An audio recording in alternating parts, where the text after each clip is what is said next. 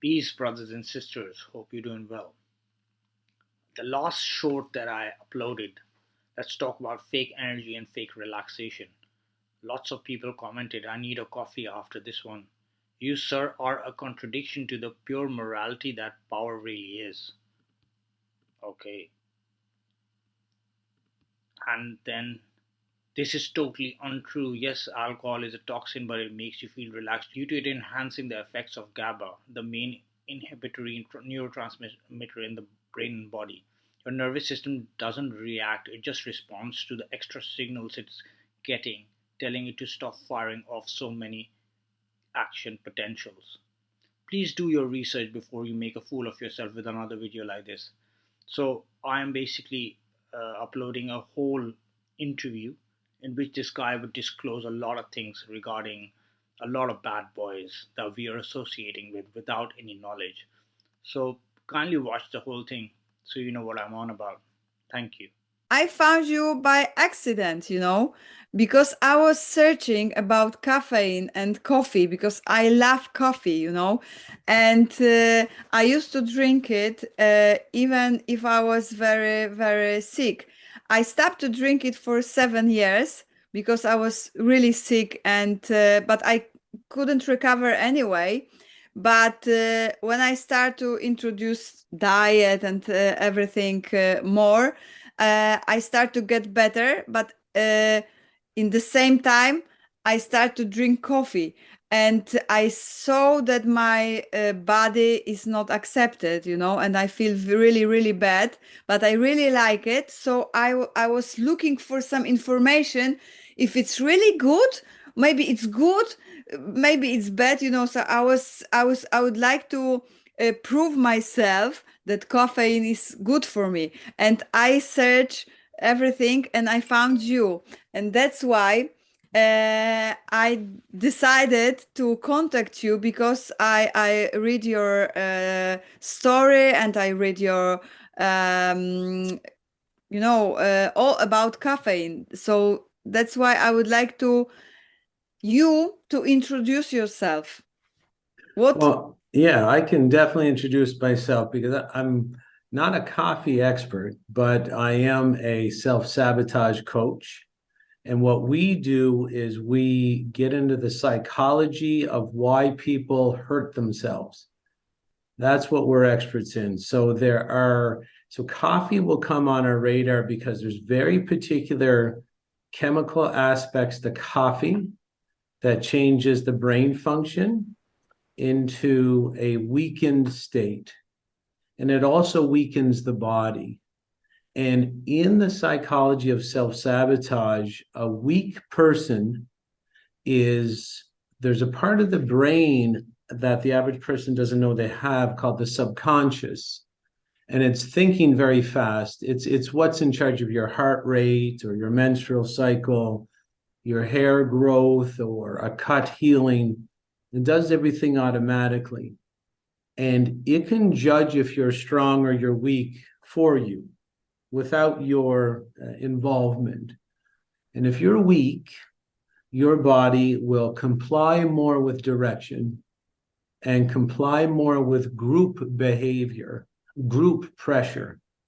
So in the field of self-sabotage psychology, when we're trying to get a person to stop self-sabotaging, which is the act of complying to irrational and illogical group pressure, we have to look at what they're doing that makes them weak. And the number one, in most cases, the number one thing that weakens the brain function and the physical body that the person is doing, they don't know, is the coffee, the caffeine, the energy drinks, caffeinated tea, pre-workout, pop, diet pop. And as self-sabotage coach, I'm the head dean of the self-sabotage school, an international school. So I'm charged with digging deep into why there's a coffee shop on every corner. And if you do the deep digging, you will find there are groups that benefit from societal weakness. And the benefit is you will do what you're told if you're weak. And this is what sort of like the psychology behind battered woman syndrome, is that usually a male is the abusive spouse or partner, and he is always constantly putting the female in fear to keep her weak, to make sure she complies with his dictates. So the psychology of human control has to do with weakening your victim, and then they comply to your direction. And this can be individual, like on a battered woman syndrome, or it can be on societal wide, like we see today. And if you go down the street, you can see the psychology of human manipulation and human control in the big corporations that litter the streets. Like in Canada, we have it's almost like a Taj Mahal liquor store where you can get alcohol, or like Kentucky Fried Chicken or McDonald's or Wendy's, coffee shops and donut shops. And that, I don't want to make it too complex for your people, but caffeine has a very, very particular effect on the brain, where because caffeine is what's called an alkaloid poison. And there's many plants that produce caffeine. It's not just the coffee plant. But when you find a plant producing the caffeine, it's using the caffeine as a weapon against its enemies. So a coffee plant, for example, will drop its pods around itself, and the pod will be out on the periphery. Like a pesticide. It's a pesticide. And if the bugs are crazy enough to bite into the plant, even the plant leaves have caffeine in it. I mean, there's more caffeine in the pods, but even the leaves, and the bug will die. And when you ingest alkaloid poison, you'll get a big rush of energy, but the energy is equivalent to you getting chased by a pit bull. So you feel more energetic. And like, I could not convince you that every morning for you to get energy, that it's a good idea to be chased by a pit bull. So you kick the pit bull in the bum, and then it chases you for a block, and then we shut the fence, and you're like, whew, I have so much energy. This feels so good. But eventually you'll see that if you keep doing that, and this is how caffeine gives you energy, is it enters your system. Your body knows it's poison. It knows it's dangerous. It activates its fight or flight mechanism. And the fight or flight or freeze mechanism, because you're being poisoned, it really gives you, your body really starts to accelerate the metabolism very fast, because its main goal or strategy is get the poison out and get it into your bladder or your bowel to try and get it out. So this is where you get this big rush of energy, and it drains you and drains you and drains you. I mean, caffeine gives you energy like a loan gives you wealth. Eventually, you have to pay it back.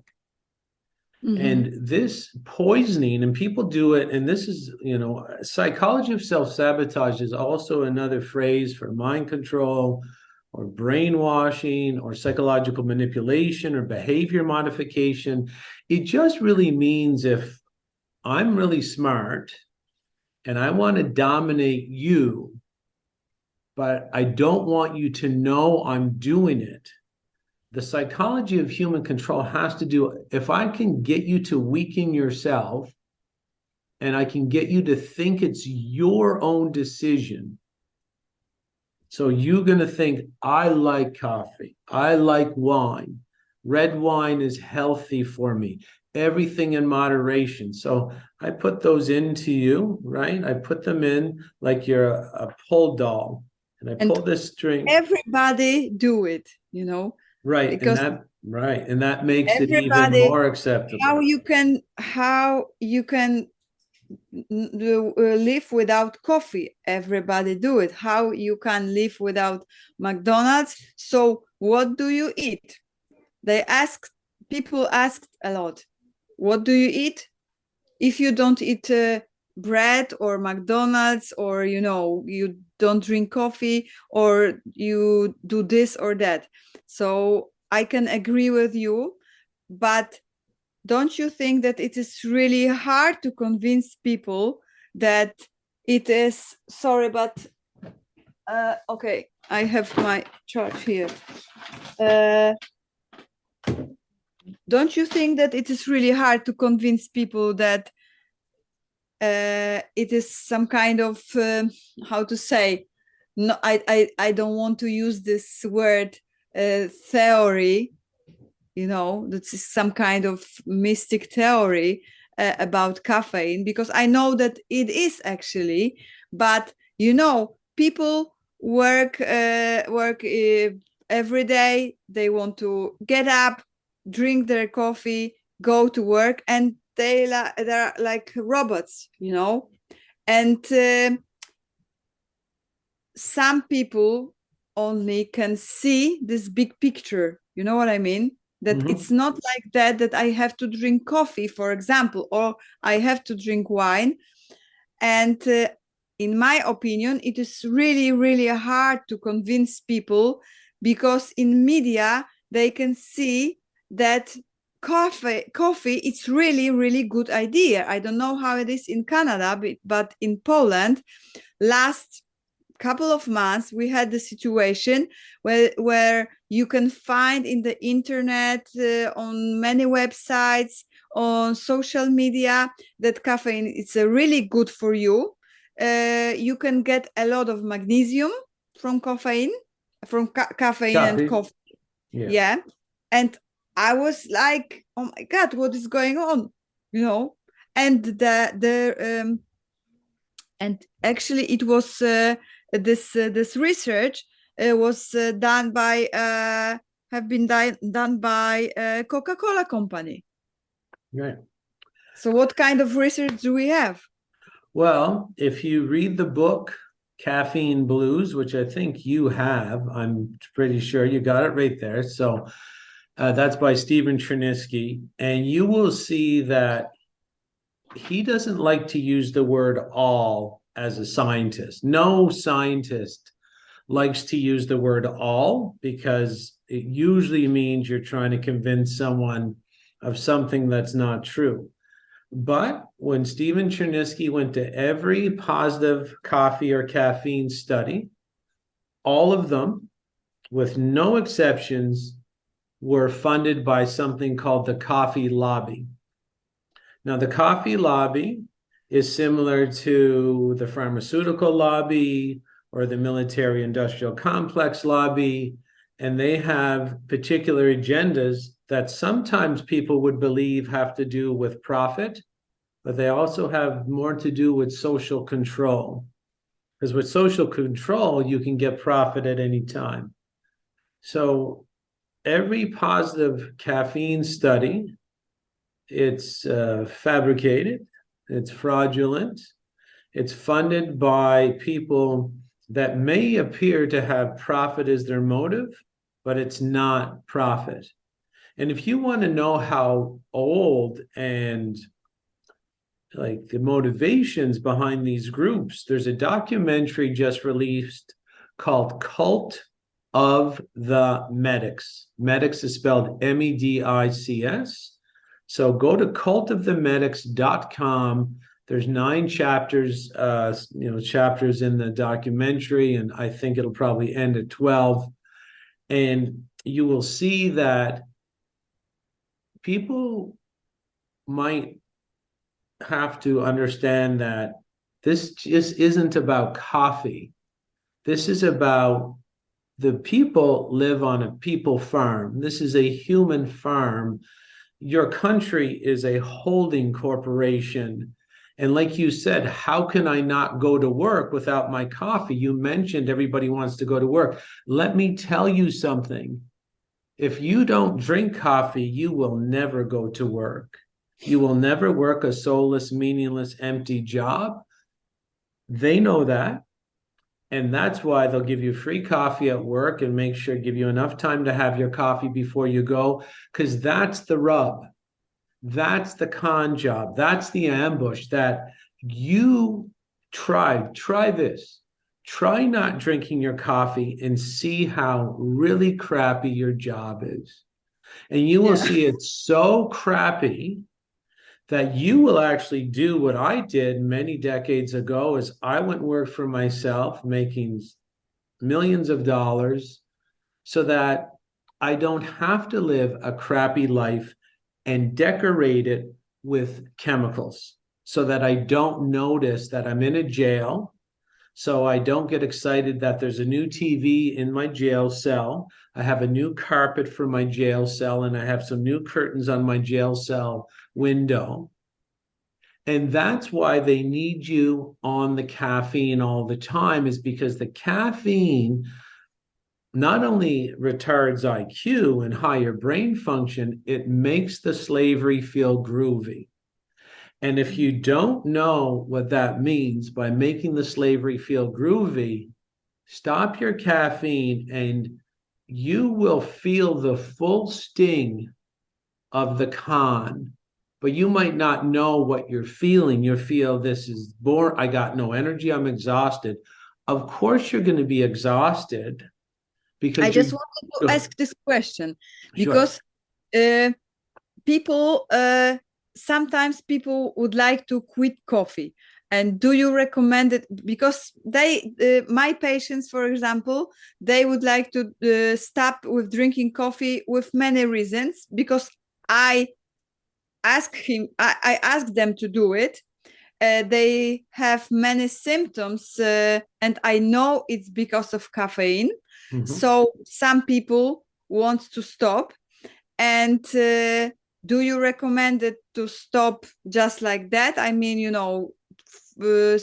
tomorrow they stop to drink coffee, or to reduce the amount of caffeine, because some people drink a lot of coffee, for example, 5 or even 6 a day, and it's really hard to stop in one day. Yeah, less poison is always going to make your life better. But there's other things going on here. There is a socialization and a normalization of people that don't know how to accomplish any goals because goals involve sacrifice. That's true. So you have this bubble wrap society who want everything easy. And this is why they're in the caffeine as well, because it's a pleasure chemical. And they don't have any practice in accomplishing anything but pleasure and fun, which means if it's not fun, they're not really interested. And that makes for a weak society. So yes, less poison, this trication, you go down slowly with your poison of choice.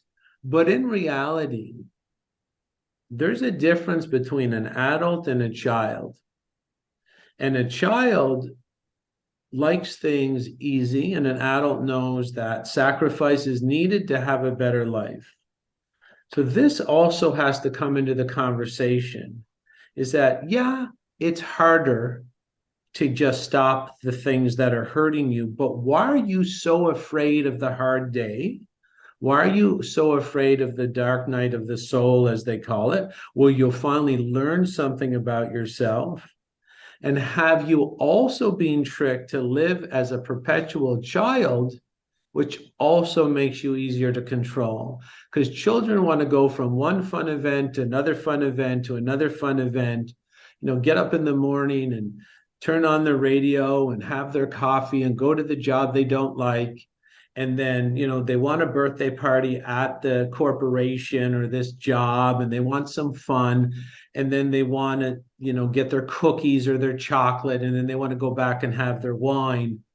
There's more to this than just coffee. There's a whole social structure that makes people weak. So we come back full circle. The human that can't walk across the broken glass to their best life because they might get a bit of pain is the most easily ruled human.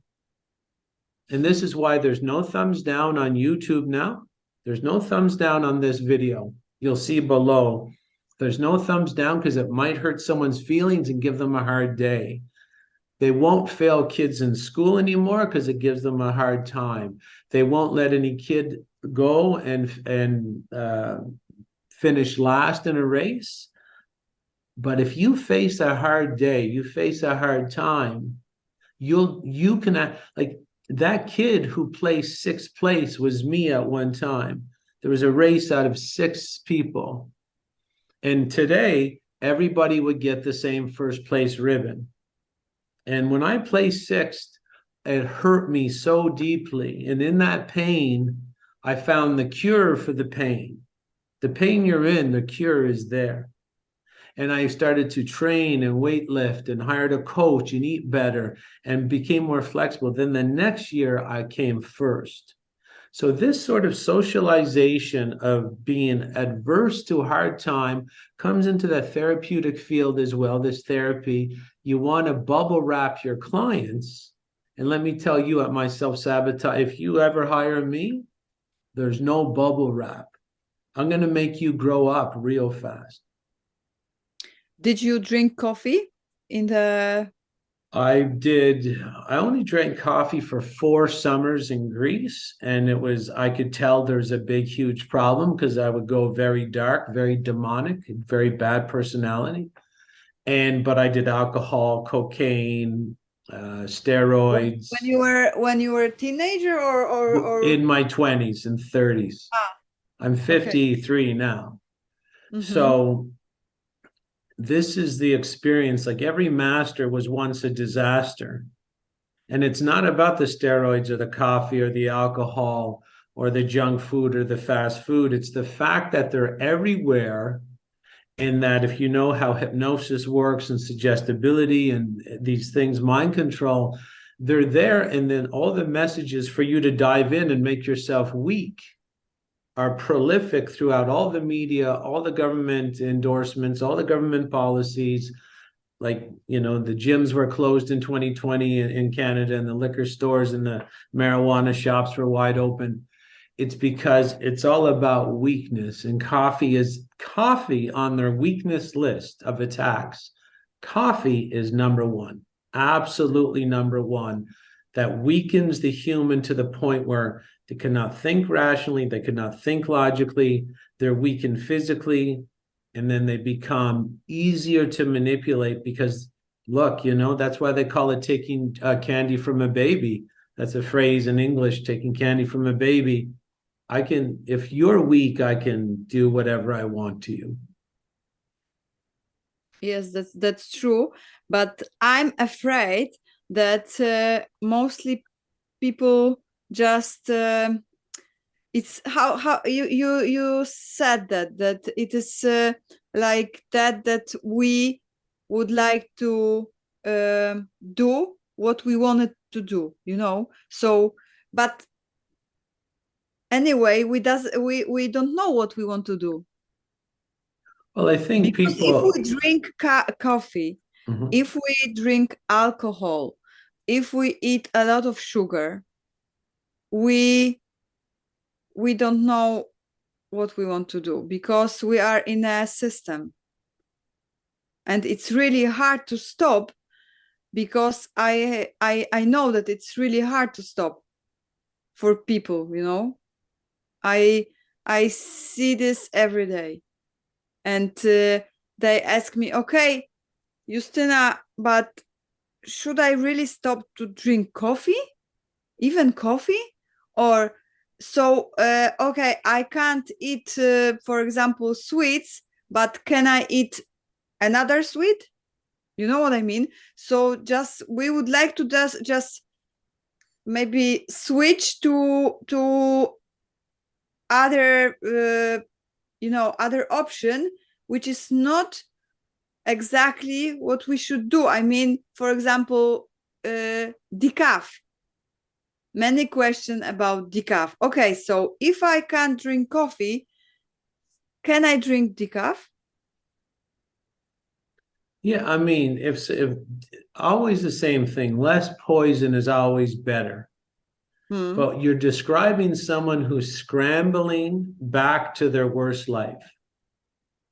And it's a program. And it's a program put into them where they feel naked being their best self.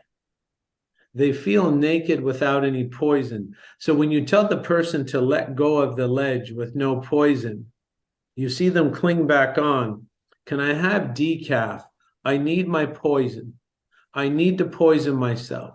Now, there's reasons for this programming because everybody has around you, and humans are pack animals, which means they're very prone to mimic the behavior of the people around them. And this sort of programming has been going on so long that everybody's has one or two or three poisons that they use every day on themselves to keep themselves mediocre and average and underachieving. And that's the biggest group. So as a human animal that's prone to group behavior, the reason they're clinging on to the caffeine, like, do I have decaf, is because if they let go of their poisons, it's like a hot air balloon. If you cut the ropes of the hot air balloon goes up all by itself. No effort is required. So what they're afraid of, and the way brainwashing works, it's all based on repetition. So in our newspapers, in our media, on the radio, on the TV shows, and on the movies, the people that get celebrated the most are the mediocre people. Anybody that's trying to be super successful financially and even physically is the worst. If they want to get better physically, they're always attacked in the media, always attacked in the movies. Like, no one attacks the janitor because the janitor is a non-threat. But if the CEO comes in, the chief executive officer of the company, you'll hear the snickering and the bickering because people have been programmed to find comfort in the majority. And the reason your clients want to cling back on to the poison is because they know if they stop the poison, they'll rise back up. That means they're a target now. And if they're a target, they're going to be attacked and they don't have any strength to push back on the attack. And they've had this bubble wrap and guardrails of life where they've never learned to go through a hard day to get a big reward at the end.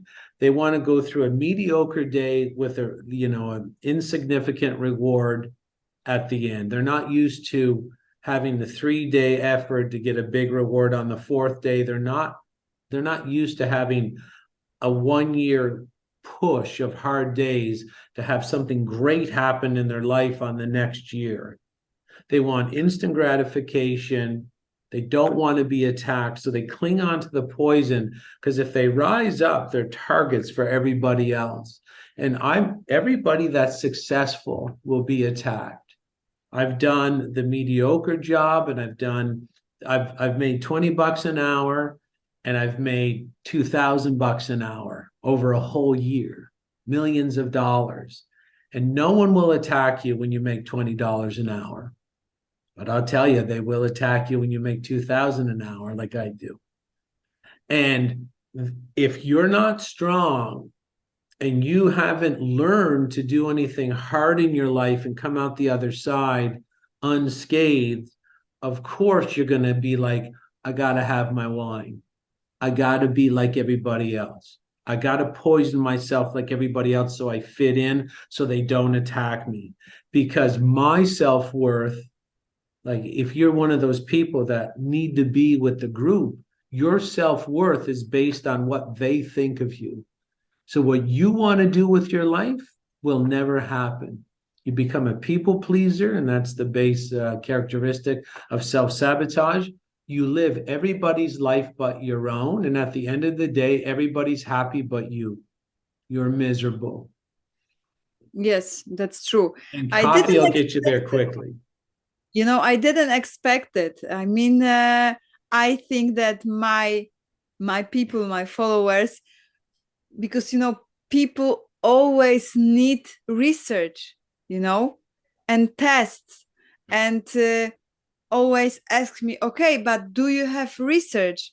Do you have proof? Yeah, go to Caffeine Blues. I mean, it's got 20 pages of citations. Yes, you can find a lot of information about the caffeine and how our body is really obsessed with it. But I didn't expect this kind of conversation, and I'm really, really thankful for it, because it shows another picture of it, not only that if you drink coffee, you have problems with your adrenal fatigue, or if you have some problems with tinglings or any other issue with your body, because okay, you can have it. Not everybody are going to have it, but mostly people start to have it because it's poison. So it's going to be like migraines or headache or other problems with stomachache or anything else. But this conversation, it's not about the issue because of caffeine. It's a big picture, and I think that it is really important to say like that, because people just it's another point of view, you know what I mean? Yeah, and people will ask, go ahead. If you start to talk about self-sabotage, because you told us that you've been with drugs and some steroids and caffeine as well. So how did you start to change your life? Because now you're 53, and in your 20 and 30 you had your experience with caffeine and other addictions. So how did you start to change it? Well, basically, I started to rebuild my strength. So the strength to say no is based on your financial strength, your physical strength, your spiritual strength, which is why you're here, and your intellectual strength. If you don't sort of improve your strength in those four areas, you're very likely to become a chronic people pleaser. You'll be reflexively obedient to group pressure, and you'll have no ability to say no. All you'll do is say yes when you really mean to say no. So I started to build my physical strength by going to learn with the best health guru in the world. His name is Paul Chek, Chek, and he's in California. And I learned what foods my body needed, my water, my sleep, my exercise, my sunshine, relaxation, and my physical strength went up. Now, I was always in business, and I was always gifted with financial strength because I was always trying to please my dad, who was a businessman. So I'd bring home big loads of money, like a cat brings home a dead mouse, and try to please my dad with the big bags of money. So financial abundance was always there because of certain psychology to bond with your parents. And then spiritually, I started to understand I'm not here to be a slave to other people. I'm not here to pay taxes and be addicted and complain and be a victim. And intellectually, I would read books, hundreds of books a year, to build my intellectual strength. And then I started to use my no instead of my yes to start building the life that I wanted to live. Even when you said, people would ask, where's the research? Where's the research? That's another program. Because if you stop coffee, yeah, you're going to feel sick for a week or two. But then what's the matter with trusting yourself that you're going to feel better when you stop it? Exactly. Because that's the thing. You're always outsourcing. That's part of the slave system, is you outsource your opinion to the authority, who has a hand like this right up his wazoo, and people are playing him like a hand puppet. Just like the coffee lobby saying that coffee is good for type 2 diabetes. It is not. They say it's good for your liver. It is not. It's not good for your kidneys. It doesn't make you live longer. Poison doesn't work like that. So just the basic logic is that it's a poison. How is it that poison will make you live longer, but broccoli won't, or cauliflower won't? And you don't see any of those. You have to get back to the point where you should understand you're smart enough to figure this. The most basic foundation is, what you build a house on. And the most basic foundation is you're smart. Can you see that those studies about broccoli, cauliflower, carrot juice, fasting, high quality water. Why aren't any of those on your landing page, your web landing page, like Firefox or NBC? Like, you have to understand, this is all very obvious if you have the thinking part of the brain. So the thinking part of the brain, and this is mentioned in the Caffeine Blues, is the prefrontal cortex, the frontal lobe. That's the human part of the brain system. Like, this is humanity right here. And they will show you that when you drink caffeine, the blood is instantly away from this part of the brain, and it needs blood. And if you're caffeinated so much, you can get brain damage because it just doesn't get any food, and it has no ability to expel its wastes into the bloodstream either. And if you go to YouTube right now and put in ABC, which is an American news agency, so go to YouTube, put ABC MRI. MRI is magnetic resonance imaging. So put ABC MRI and put caffeine, and you'll see a reporter drinks the coffee.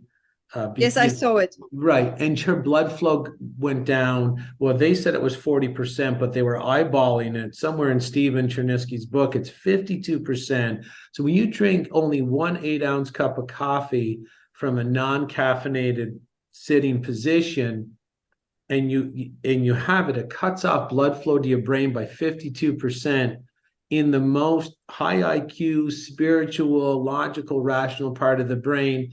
Let me tell you, the people who are running the people farm, they know this. You don't know this, they know this. They keep all the very good information, and it's not a misunderstanding of the science, or, the science will catch up.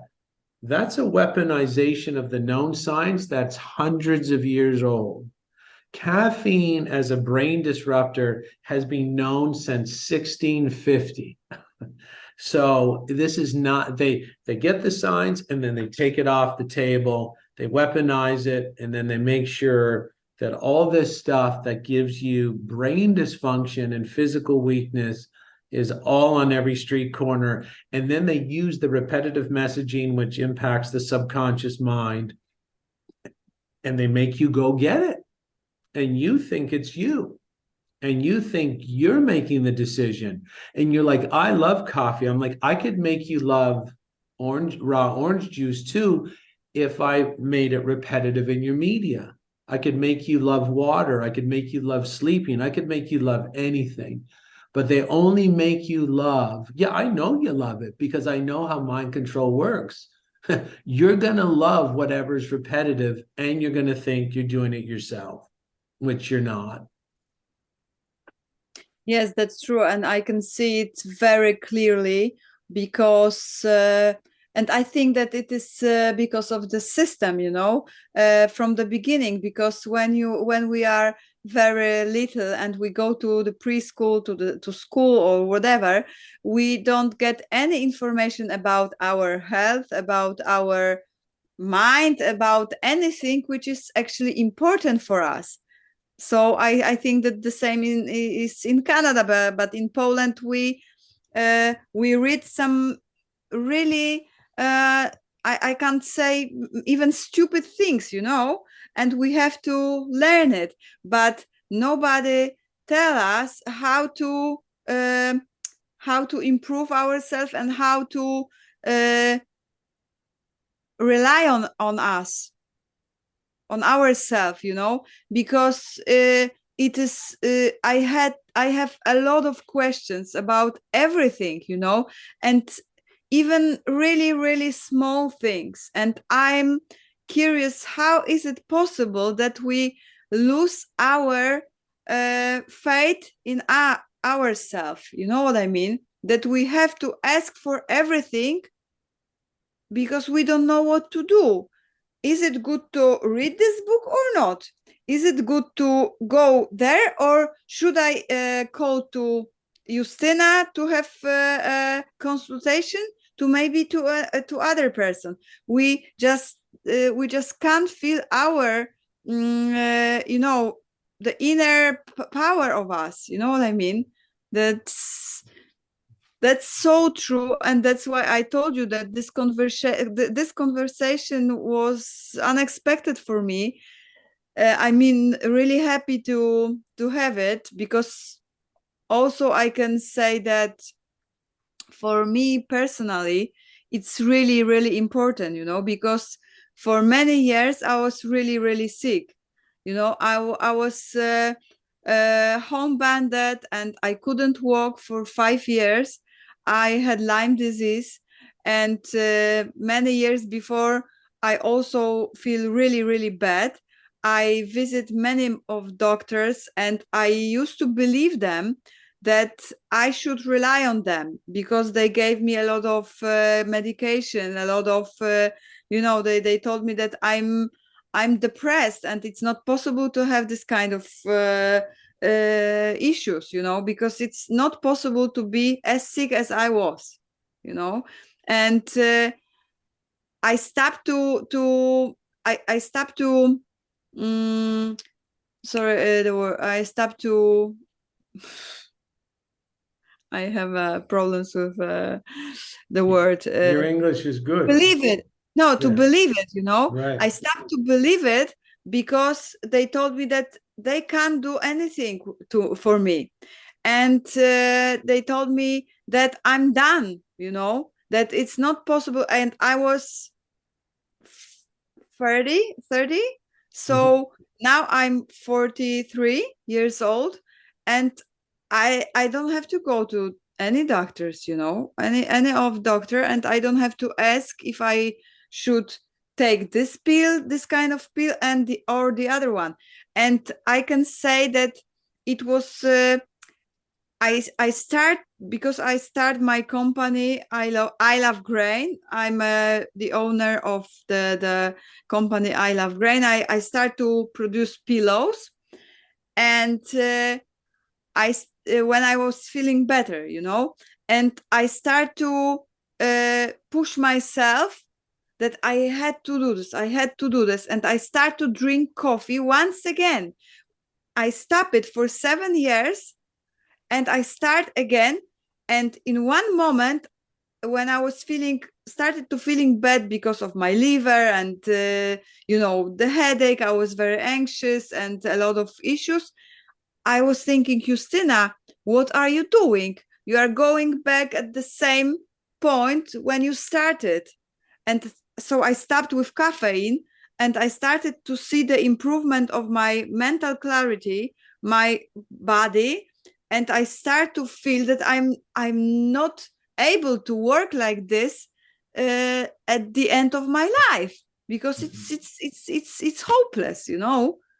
I'm going to be like a rat on a wheel. Yeah.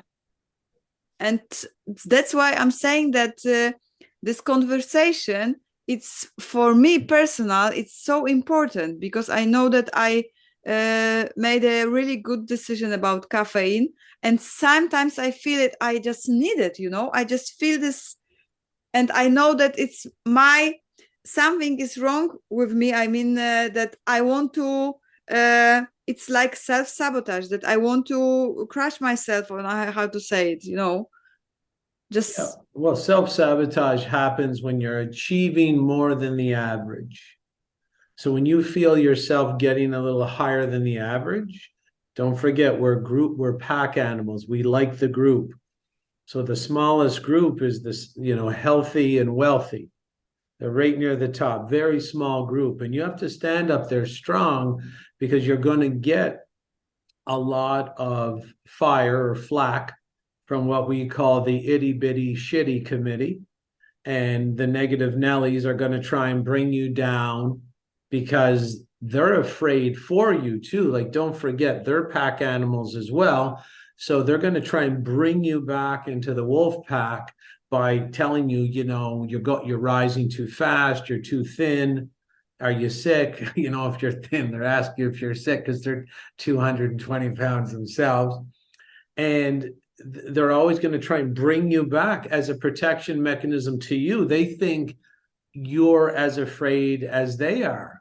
They can't fathom that you don't need to be part of the wolf pack, because that's all that leads their lives is that mediocrity, those cycles of caffeine and alcohol and watching Netflix and screen time. That's their entire life. So they're afraid for you because you've come above that, you've risen up, and they're trying to bring you back down because they're actually afraid for you, because they could never do that with the psychological tools that they have. They've been bubble wrapped too long. They're perpetual children. They only take, like, that's the thing about children, is they take.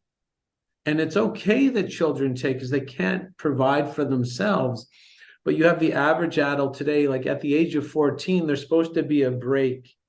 There's supposed to be a break between childhood and adulthood where you give away the taker role and you become a provider. And the average person today has not made that transition.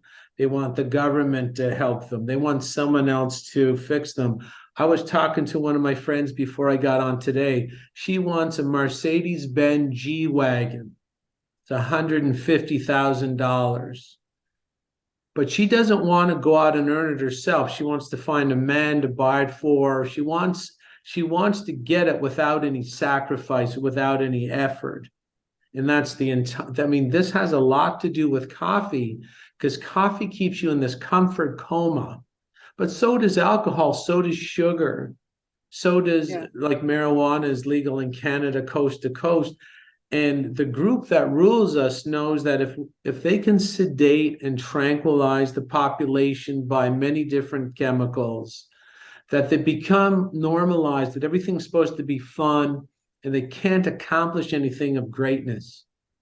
And when you don't accomplish anything of greatness as a human being, you become depressed, and then they tell you there's something wrong with you. You go in and you work a meaningless job. You're drinking poison in the morning. You're drinking alcohol poison at night. You're watching serial killer, Netflix, binge watching, violence. Of course you're going to be depressed. You're a slave. And then when you go in and tell your you should be admitting to yourself that you're a slave, but they tell you, look, there's something wrong with you. You're depressed. There's nothing wrong with you. There's everything right with you. And if you go to these people that wear the white butcher coats, and it's a butcher coat for a reason, you say, hey, I'm depressed. And they're going to, oh, there's something wrong. There's a malfunction. Take this. Have a better time. Go put this in your mouth with the coffee and the alcohol and the junk food, the pizza, the Ben and Jerry's, the marijuana, and you'll be better. Promise. Oh, okay. How's that working out for you? An adult would know, I tried it. Doesn't work. A child would be like, something's wrong with me. An adult, a true strong adult, says, no, I've tried it twice. There's something wrong with the system. I'm no longer going to blame myself. I'm going to do something. Like, if you use your mouth as a garbage compactor, you're not going to work properly. And your body is a spiritual and physical machine that actually has magic inside of it. And that's what they're hiding from you, the magic. Yeah, it was. Can we finish? This recording. Yeah. You want to finish right now? I would like to thank you very much for this conversation, and I will put it on my YouTube. Yeah, and so you can stop. Okay, I will stop it. I'll stop the recording now.